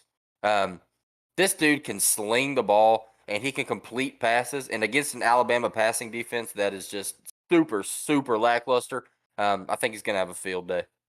Yeah, Tennessee kind of showed that you can kind of pick on Alabama if you target. Tennessee had a game plan where they stayed away from Kool-Aid McKinstry, and it worked amazingly. And I think that from here on out, we're going to see teams do the same exact thing that Tennessee did because Tennessee just gave you the recipe to beat Alabama without playing defense. So imagine a team that comes in here and can play a little bit of defense, which I think Mississippi State can do. They can play a little bit of defense. Not amazing. They're not great defensively. I mean, they give up 375 yards per game, but I do think that they could contain this team enough, and it is going to be an absolute amazing game to watch. And when I say that and I get pumped up for it, that means 21 is too much. Too much. So that is my game I'm going to roll with. Like I had said earlier, the only way Bama covers 21 is if they score 60 because Mississippi State's going to score points. No, and I'm actually looking at the numbers right now. Um, Mississippi State is the 8th ranked passing offense in the country as far as yards per game go, and Alabama is the 61st ranked defense in the country in passing yards allowed and in passing yards per completion. Damn. Okay. I mean, and Mississippi State also has a little bit of a run game too. They're not just one dimensional. They do have a little bit of a run game they can kind of go to. They do rush for. And it's only 93 yards a game, but I mean they got a little something they could hit every once in a while. Yeah, dude, I like that pick a lot, Jake. Thank you, sir. I really appreciate it. All right, let's talk about our over of the week in college Mm. football. And Jake, my over of the week is the over 60.5 in the Alabama Mississippi State game. Okay, continue. It's very obvious for the points we just mentioned. Alabama, not a very good passing defense. Mississippi State, a very good passing offense. Alabama, a very good passing offense. Mississippi State, not a very good passing defense. You saw the Tennessee Alabama shootout, and I think, like I just said, I'm not saying Mississippi State is a better team than Tennessee, but as far as just pure volume goes, they're going to step out there and they're going to throw the ball. And in a game where Alabama is the better team, they're probably going to get up early, and Mississippi State's going to have to come back. And that means air the ball out. And when you have a quarterback like Will Rogers that can air the ball out and complete passes, I think it could get very, very high scoring. I mean, you're looking at both teams having 30 points. I think that's probably going to happen in this game. Yeah. And it's funny because before we got started on this podcast, I had mentioned to you that I'm going to have two picks from the same game. And I am actually going to follow your suit right here. And my over pick is also going to be Mississippi State at Alabama, 60.5. You just mentioned the key points. Um, the on the low end of the spectrum on this game, I'm going to tell you this. The low end of the spectrum of this game is the 40-24 win by Alabama. That is the low end of the spectrum. That covers. The high end of the spectrum, we might see both teams in the above 40. There is a chance at it. We just saw it last week with Tennessee. Y'all need to hop on this Mississippi. Look, and maybe I'm biased. This podcast is 20 episodes in. I'm famous for I don't know if I'm not really famous, like, getting there. But I have been riding Mississippi State. Mississippi State was the team that I was kind of a little bit higher on going into the season. So I'm not gonna fall off of that wagon. We had mentioned bad week against Kentucky. 5 weeks ago, they had a bad week against LSU. Outside of those 2 bad weeks, that offense has been steaming. And Kenny mentioned we have a quarterback that has as much usage as Will Levis. I said Will Levis. Look at that. I'm thinking about Kentucky as Will Rogers, and a guy that has as much efficiency as Will Rogers. Is this man Steph Curry at quarterback? What is going on? Like, He might he be. is going to do what he does. 50 attempts, 40 for 50, 7 touchdowns, no interceptions. That's not my prediction, but yeah, I'm going to go over 60.5 as well, Kenny. Let's take it back a notch. We have a bye week coming up. It needs to be a nice chill down the podcast. We're nice and chill. Like, calm down. Whew. Okay, breathe. I'm good. You heard it here first. It's a bye week. It's bye week. All right, Jake. Well, off the rails. That's always good. What is your under of the week? Okay, so I'm gonna hit a little bit interesting stuff right here. My under of the week is going to be Kansas State at TCU. This Kansas State team has been a team that has played some pretty good defense this year, but I must say TCU is also a team that can put up some points. We always talk about Mr. Max Duggan. He's a guy we mentioned a couple times on this podcast. Is a guy that can sling the ball around the yard. 1,500 yards, 16 tuds, 1 interception. But I'm kind of looking back a little bit on some stuff. I think that this is going to be one of those games that you look at and you're all pumped up for it. And this one might be an absolute stinker. I think there is potential here because these teams are very, very evenly matched to me. I think these are two close teams when it comes to just pure play. Now, I know Kansas State is coming off a 10-9 win against Iowa State last week, which is kind of, or 2 weeks ago, my fault, which is kind of funny. And it might be a little bit recency bias for me picking this, but this is a team that is very good when it comes to not allowing teams to really take advantage of them on the ground. And you know, I think that can really, really help in an aspect like this. They're going to force Max Duggan to beat them, which probably is not the best thing for me to say now that I'm picking an under and I'm thinking about it because I just mentioned this guy's stats. He's an absolute freak. But to me, when I'm just looking at it, this feels like a game that could potentially go under. So I'm going to roll with that one. No, I like that a lot. This is going to be a pretty high competition game. It could be a just outright dog fight throughout the entire game. So I actually thought about that as my under as well. And the only reason I did not take it is because I saw this juicy number of the under 47.5 Notre Dame against UNLV. Oh, UNLV. Notre Dame is a bad football team. They Yes. are averaging a measly 23 points per game this season. Preach. And they're matching up against a UNLV team that has faced an Air Force defense where they scored 7, a San Jose State defense where they scored 7, and a Cal defense where they scored 14. I know I just said Notre Dame is not a very good football team, but I can confidently say that Notre Dame is better than Cal, they're better than Air Force, and they're better than San Jose State, Yes. especially on the defensive side of the ball. So give me a team that scores 23 points per game against a team that put up 7 against Air Force and San Jose State, and I will take that under 47.5. I will take that money, I will put it on this game, and then I will take my profit, put it in my pocket, and I will walk off into the sunset. Thank you very much. Yeah, so basically at that point, you're banking on a team that lost to Marshall to score 48 points by themselves. And I have to agree with you, Kenny. I do not think that's going to happen. I love that. No, that is a ridiculous, ridiculous point to bring up there. This Notre Dame team is very bad, and they are not very good at scoring points. All right, so we got our four in. We got our four in. Now I do want to mention a little bit of stuff. Not too much stuff. I do want to go outside of betting a little bit. And this is just kind of previewing football a little bit. We can talk about the betting aspect of it. I had saw a stat the other day, and I had to double check myself. Obviously, we have a matchup this weekend of Ohio State and Iowa, which is a very, very fun matchup. It's going to be an interesting game to say the least. But it is between two quarterbacks. And it is actually a hilarious quarterback matchup right here. We have Petrus. I think everybody in the nation can say it. I think his name is Spencer Petrus. Yep, it is Spencer Right. Petrus. Facing up is CJ Stroud.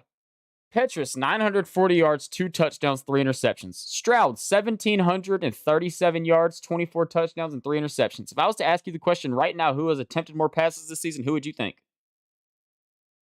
Stroud. You're wrong. What? Spencer Petrus has attempted 161 passes this year. CJ Stroud has attempted 160, which is absolutely insane to me that the guy that has 2 touchdown passes has attempted more passes than a guy that has 24 touchdown passes. That Is this first off, Anthony Richardson? this dude has 2 this team has scored in double digits twice this year. Twice. They have scored. Let me do quick math because guess what, guys? It's not that hard of math. They have scored, okay, let's see, 7. Okay. Plus 27. We got 34 so far. We're making our way. Plus 27. Okay, now we're getting a little bit hard for me. La, la, la, la, la, la. Something 1. 51. Yep, something 1. This team has scored like 80 points this year through 6 games. They suck. Like, I don't care what nobody says. Defense, I don't care. Iowa sucks. And Ohio State is about to absolutely dog walk these guys. They have 14.7 points per game on offense. In a game like this, I love the first quarter lines. I looked at this one. I got Ohio State -7 first quarter. Thank you very much. These games, what is the over under better be the over under set at 50. Okay, Ohio State's going to do that themselves. I don't care about I don't care about Iowa's defense allowing 9.8 points per game, which is kind of insane. I will give them that. But Ohio State's about to kill that number. They're about to slouch these kids. This is the highest scoring offense in college football. And everybody out there, I know if you're a college football fan, you absolutely hate Iowa because every weekend their game's going to be on the TV and you're going to see it and you're going to click on it. Save yourself the time and just never click on an Iowa game. Maybe this weekend because we want to see them get slouched. I think for me personally, Iowa's working their way up the most hated teams in college football because they are so boring to watch, man. Like, you can't tell me that you can't go grab some frat house kid that's been playing beer pong and hungover from the night before to come out and play quarterback, and he won't give you better balls than what Spencer Petrus does because he sucks. That quarterback room has got to be pitiful. It has to be. There's no way around it. I mean, I just don't understand how this guy still has a job in college football. Iowa is the Russell Wilson of college football. Facts. Facts. You wake up every morning praying on their downfall. Yes. Yes, you have to. But yeah, I just saw that stat the other day on Twitter, and I had to mention it on the podcast because it was hilarious that Petrus has attempted more passes than CJ Stroud. That's ridiculous. And talk about games. No, this is not, that's not really a game that we're excited to see, but No. a game that I'm excited to see is this Syracuse Clemson matchup. Oh, Syracuse, Because Clemson. Oh yes. two undefeated teams, man. Syracuse, America's team right now. They are riding the high of being undefeated. I believe they're 6-0 right now. So 14th ranked Syracuse takes on the Clemson Tigers in knockoff Death Valley. Um, The Clemson comes out a 13.5 point favorite. I'm not going to be touching this game, but I think this is going to be a big prove it game for Syracuse. I'm not sure it's going to be a prove it game for Clemson because here's the thing when you play Syracuse. I know they're undefeated, they're a top 15 team in college football, but if Clemson comes out there and beats Syracuse by 10, nobody's surprised. Nobody cares. It's a lose-lose situation for Clemson because if you blow out this team, I don't think anybody's going to think of you differently. And if Syracuse keeps it close, they're going to tell you that Clemson's not as good as they thought they were, even when Syracuse is an undefeated football team. So, but I am excited to see this because we're going to see what both of these teams are made of. Specifically Syracuse. I'm just excited to see if they can hang with the big boys. Yeah, and I think this brings up a key point where everybody's been talking about a potential for a three-team SEC playoff. Um, what about a three-team ACC playoff? We're gonna have a one-loss Syracuse with this loss coming up this weekend. Then Clemson's gonna go to the ACC championship game. They're gonna face off against a one-loss North Carolina. They're gonna lose that game. One-loss North Carolina's gonna be in there. One-loss Clemson's gonna be there. One-loss Syracuse is gonna be in there. Let's get it, ACC. We got some good ball coming ahead, boys. I would cry. That was just made up thoughts by me, by the way, guys. This is not what I'm thinking. I would cry. I would cry myself to sleep if I saw a three-team ACC playoff. I would rather get another year of Notre Dame in the college football playoff than see a three-team ACC playoff. Yeah, give me 4-loss Texas A&M. I would probably take Missouri. There you go. Try to tell me if Missouri played North Carolina tomorrow, like you wouldn't have some questions. Like, okay, man, like Missouri probably gonna beat these guys. Like, I think Missouri's gonna beat these guys. Dude, I mean, seriously, and even a team like, I mean, I'm not hopping on the wagon, but even a team like Vandy. Yeah, yeah, it would make for some interesting football. Um, One thing I did kind of notice too, that's kind of like outside of our official picks, and it's kind of an interesting one to me, and just because it's against a team that doesn't really play too much defense. They are really really good offensively, but they don't play much defense. I don't mind Boston College, um, minus plus 20.5 at Wake Forest. No, I think that, like I said, Wake Forest is a team that has really, really good offense. Don't get me wrong, but their defense is pretty lackluster. And Boston College does have a quarterback that I feel like we've talked about like every single time that we talk about Boston College. We've never mentioned his name one time. We just always say they have a quarterback. It's like Jerkovich or something like that, or something stupid.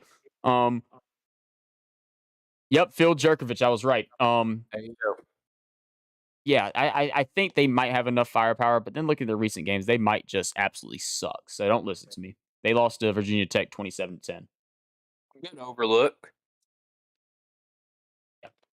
60.5 right there. Yeah, it is a pretty good overlook. I mean, we talk about a team like Wake Forest. They've scored 30 plus in each of their last 5 games, so they're looking pretty good on the point side of thing. And if you look at a team like Boston College, they have given up 30 plus points in their last 4 games. So might be onto something, Guinea. Something to think about. Something to think about. Maybe pull up a little team total action, see what you can get Wake Forest up. That's We'll actually see. pretty. I was about to say it's actually pretty good. Little team total action. I have to get them at like a little bit. If you can get them anything below 40, I feel like I'm pretty confident in that.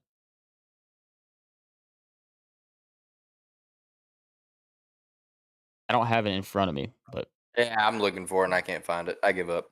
well, hell, I want to boom. talk about a couple big games before we hop off college football. I think one of the biggest games of the week right here. We get number 9 UCLA taking on number 10 Oregon. Beautiful game. We got 3:30 kickoff right here. Oregon is favored by 6.5 in this game. This is a game I would not even think about sniffing with a 20-foot pole. UCLA's been very, very impressive. And obviously, aside from the Georgia route at the beginning of the year, this Oregon team has looked very, very good. So you talk about a top 10 matchup between these two teams, Pac-12 contenders. That's going to be a really good game there. And then another one right here, Ole Miss and LSU. Ole Miss traveling to Death Valley to take on the Tigers, 3:30 kickoff. LSU's a 1.5-point favorite here. This is a pretty interesting one to me, considering undefeated Ole Miss being a underdog in this game. This is one of those where you look at it and it's just like, oh my gosh, what do you mean? Ole Miss plus 1.5? Give me that all day long. And then LSU wins by 14. Yeah. And you're like, what? Yeah, so sometimes Vegas will get you. And this seems like a trap game for me. So no thanks. I'm not going to be touching that, but I will definitely be tuning into both of those games. No, I agree 100%. I think the UCLA Oregon game, this is a team I've bet on in the past or bet against in the past, the UCLA, thinking that they're just like kind of like this, a fairy tale team that, was undefeated for the first half and really they're a bad football team. And that was against Utah. And I want to say I made that an official pick on this podcast. And I want to officially apologize to everybody out there who followed my lead on that particular pick because I was absolutely wrong. They dog walked Utah. So I am not going to go against UCLA whenever in my heart I do like Oregon more. And then you talk about a team like Ole Miss and LSU. I've seen multiple people out there saying that this is, the biggest lock of the season. I would probably say not so fast. I do feel like Ole Miss is not as good of a football team as what they've been playing like so far, and I do think LSU is a decent football team. Obviously they got blown out by Tennessee 2 weeks ago, but Tennessee can put up points. So if you're not putting up points with them, they're going to beat you. Um, Also, this game is played in LSU, which is always a huge, huge aspect of any game that involves LSU. So I'm really excited for both these games. I don't know if I'm have any money in either of these games. If I was, I hate to say it. I would lean an under on the 66.5 Ole Miss at LSU. I think that's my only pick I would possibly take in any of these two games. But I'm not going to give it out officially because I really don't know. Sometimes LSU goes out there and scores 30 plus. Yeah, this team, you never know what you're going to get. All right, Jake, you got anything to hit on college football before we head to the men's league? That's it for me. Kind of went off the rails a little bit. I'm gonna get back on track now. Oh, it is all good. Let's head to the NFL. We'll give our official picks, talk about anything we're looking at. I believe Jake kicked it off in college football, so I will kick it off in the NFL. A little caveat here, a little precursor. I'll say that the favorites in the NFL through the past couple weeks have been a little bit difficult. And this week is no different. You look across the board at lines like Dallas at Detroit -7. Tennessee at home against Indianapolis -2.5. Jacksonville favored by 3 at home against the Giants. Like I don't feel good about any of these.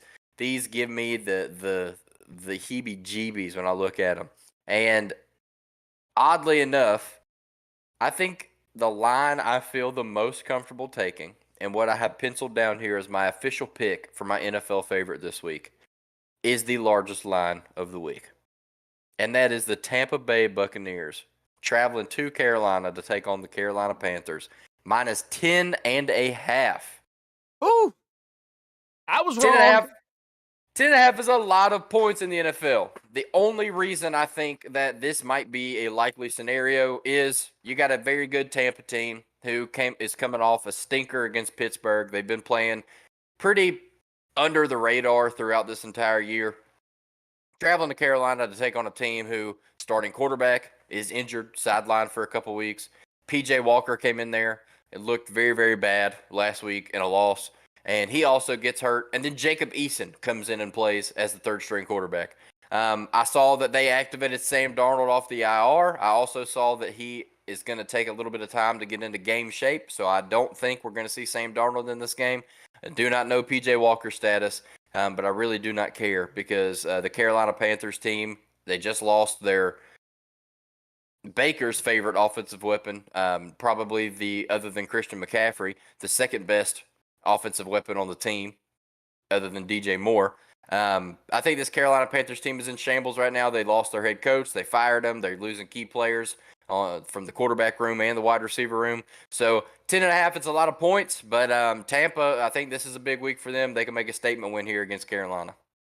Yeah, Carolina is absolutely in shambles right now. I sent a little picture to you and Jacob in our little group chat we have of their box score, showing like how they were distributing the ball around the field, and I want to say Ian Thomas had the second most receptions, like three receptions for like 12 yards, and everything else was Christian McCaffrey.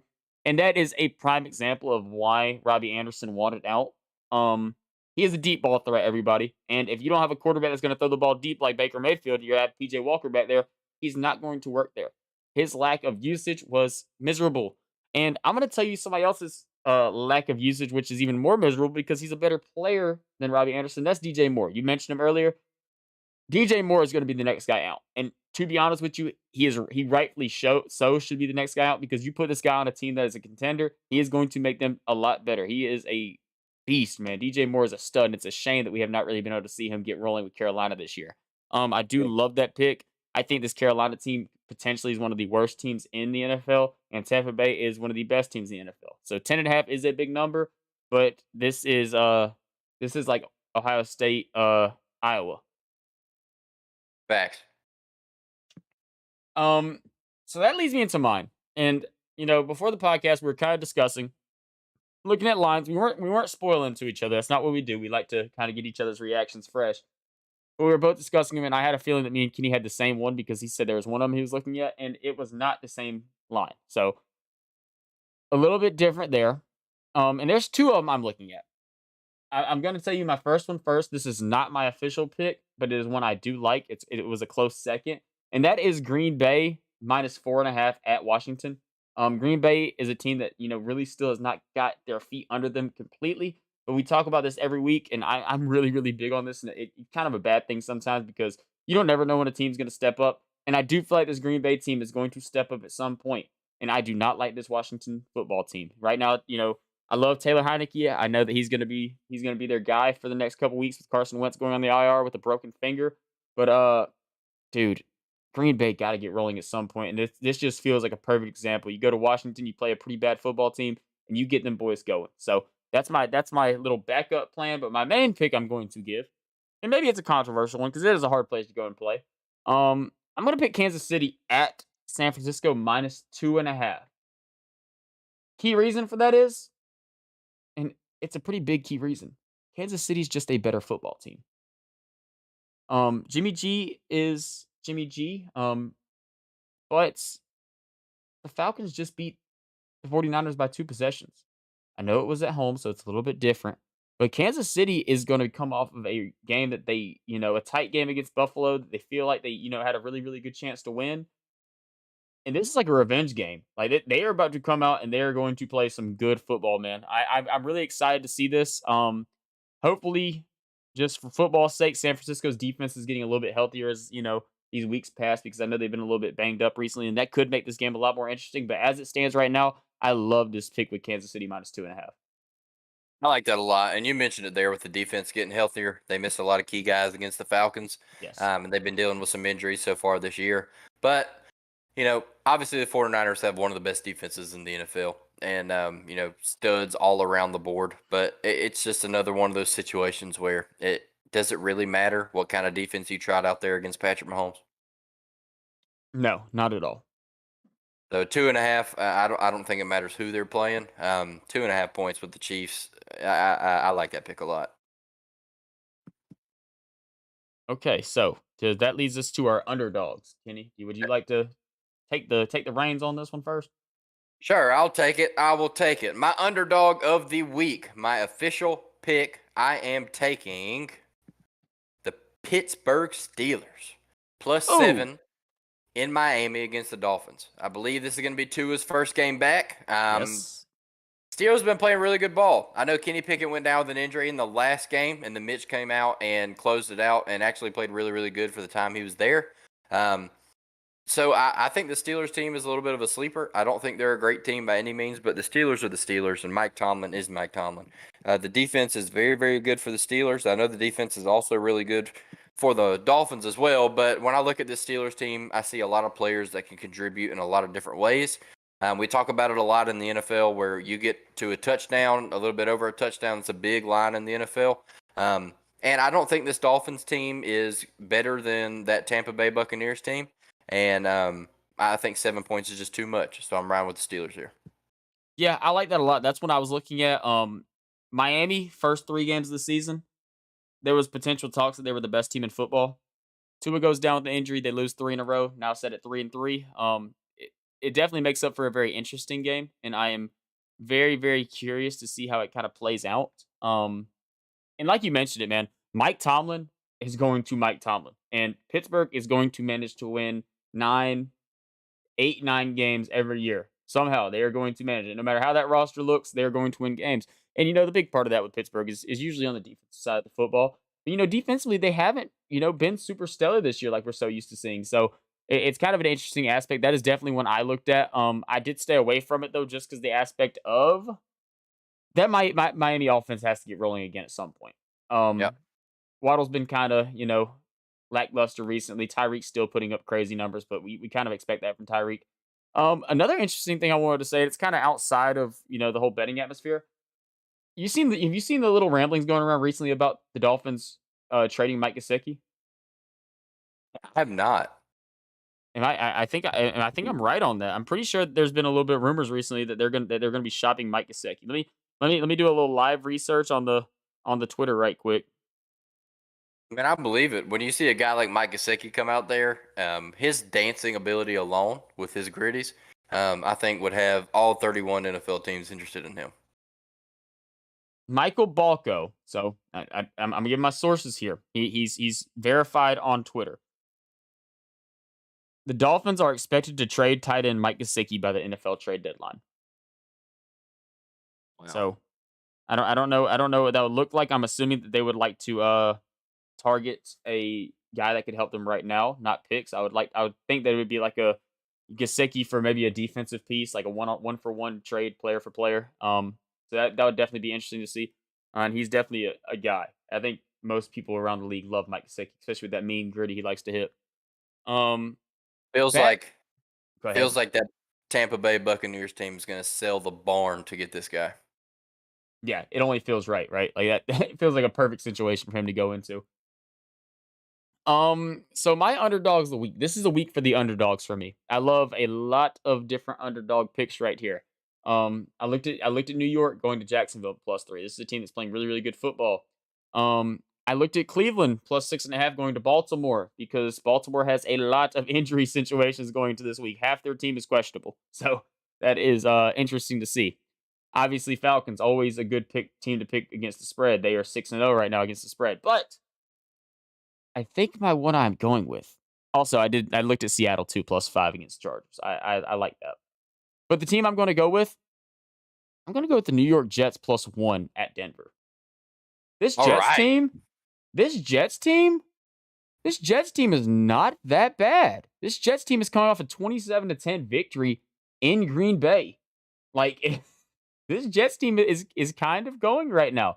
Brees Hall is an absolute stud. They have some weapons on the outside. I know bad news. Elijah Moore just requested a trade out of there. So, it kind of stinks on that part. But this team looks like, they have some potential studs. I want to say right now that Brees Hall and Sauce Gardner, they both have pretty good odds to win the Rookie of the Years on their respective sides of the ball. So, they got some young studs out there, and I think this is a good team. Denver has still not quite picked it up. We saw Russ cook in the first half this past week, and he fell off in the second half, just like Russ does. Yeah, I mean, we already mentioned it with, you're preying on Russ's downfall every time you wake up, especially after the Atlanta Hawks comments. Yeah, I clicked on that. That was I did see that Jacob sent that, and I saw the thing. I will give Russ a little bit of defense. That was whenever we were selling the Hawks. The Hawks were being sold at that point. That was 2017. So it was a long time ago, and we were up for sale at that point. And there was questions of us going out there. Good thing is we got new ownership. They got us, they kept us in Atlanta. We're here to stay. So I will give him a little bit of defense, a little bit of Legion of Boom defense that he used to have. Thank you, Hawks. Thank you, Hawks. No, I like that pick a lot there. This Jets team has been playing crazy ball lately, especially against the Broncos team that, in my opinion, is just very, very bad. Yeah, they're 4-2 this season, and they're 3-0 on the road. It's nuts. All right, so that brings us to overs. Yes.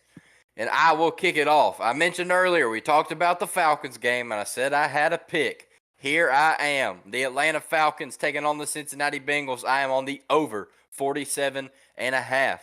To spare you guys me going on another rant talking about these offensive and defensive matchups, go back, listen to it for a little bit more in-depth analysis. But the teams match up pretty well with what they do well and what we do well.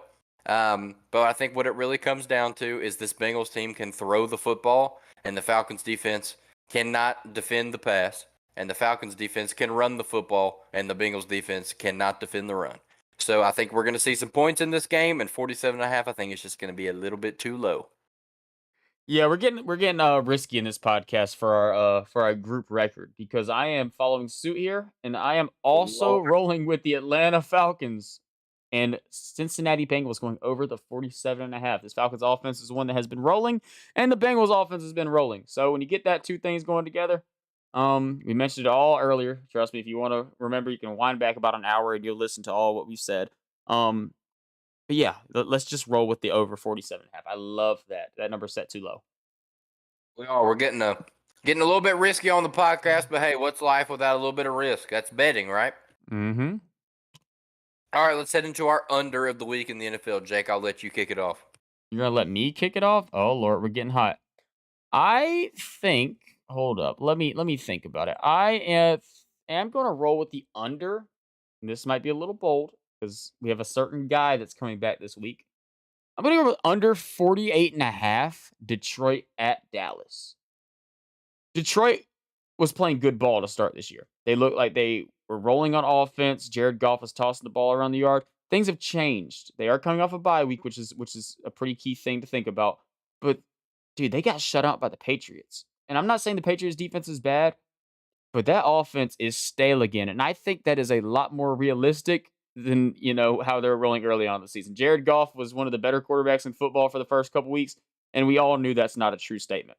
Dak is coming back this week for the Dallas Cowboys, and this Lions defense is bad, but this Dallas defense is good, and I don't know how much points this Detroit offense is going to be able to put up. So I think this could easily stay under the 48.5.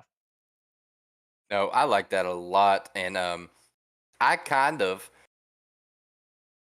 followed you in a little bit of we'll call it a risky play, and I say risky because I already have a bet on this game as well.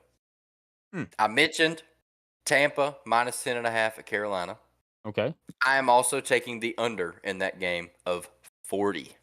Oh, you know what they say? If the under seems low, it's probably going to go under. That's right. They always say it. They always say it, and it typically does. This really just boils down to me likelihood of what's going to happen in this football game. I think Tampa's going to cruise out to maybe a 24, 25-point lead, and then you know how it is in the NFL. When you get up big, you coast to the end.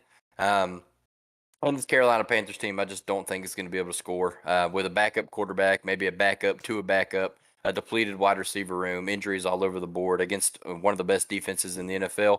I just don't see it happening. I don't think Tampa's going to come out there and hang 40 on these boys.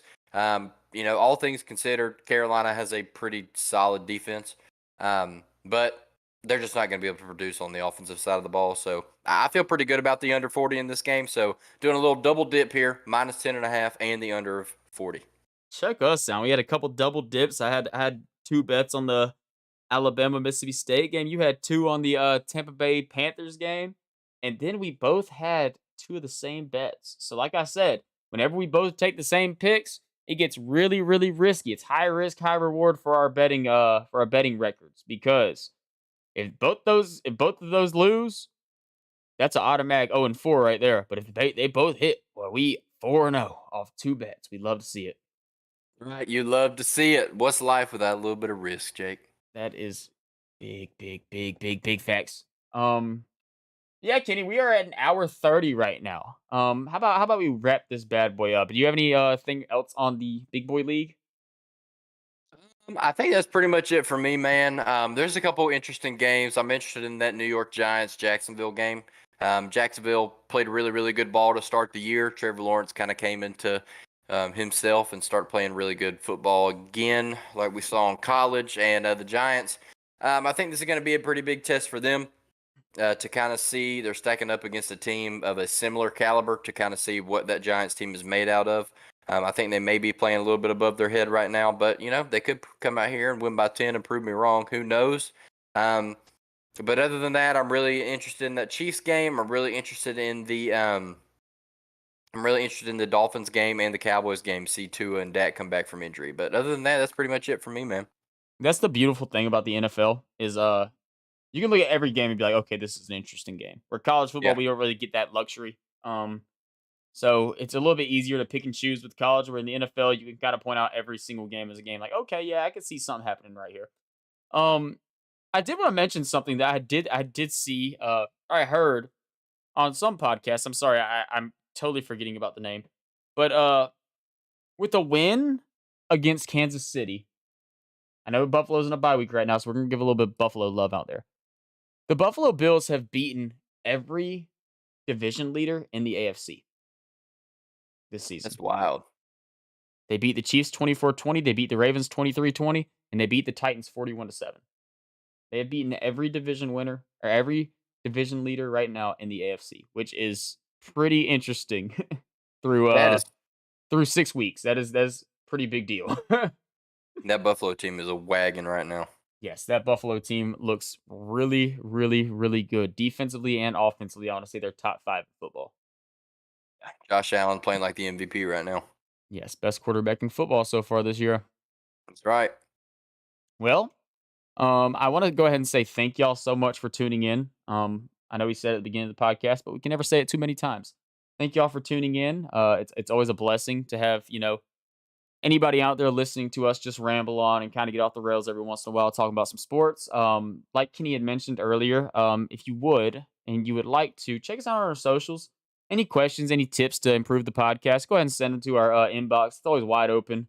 You can find us anywhere, honestly, TikTok, all that fun stuff. If you're on the YouTube side of things and you're watching us right now, check us out. We have a Spotify and Apple Podcast thing set up, and it's Peach State Tailgate, just like it is on the YouTube. And podcast side people, check us out on YouTube. You'll be able to see our faces, you'll see our live reactions, get a little bit of insight before we get started. Because we usually go live about 20 minutes before we really kick the podcast off and hit the live button or hit the record button. And it kind of just gives us a little bit more like just what we talk about, how we get ready for this type of stuff. Maybe give a little bit of picks that aren't official picks, but are kind of like on our mind. Um, Basically just a bunch of bull crap that we do beforehand. But if you're into that type of stuff, check us out. Also, everyone that we've already done so far is on the YouTube page. So if you want to go back and stat proof our bets this year to make sure we're actually profitable bettors, go ahead. Go ahead. You can check us. We promise we're telling the truth. We are studs when it comes to sports betting, absolute heaters. So yeah, that's all I want to say. Thank y'all so much. And I'm really excited to get next week's episodes out. We have a couple exciting things to go over, like some Braves superlatives or whatever. Superlatives. Can't say the word. But bunch of fun stuff. And next week we're gonna go into some Florida Georgia hate week stuff. So Kenny, I kind of rambled on long enough. I'm gonna let you end this thing out for me.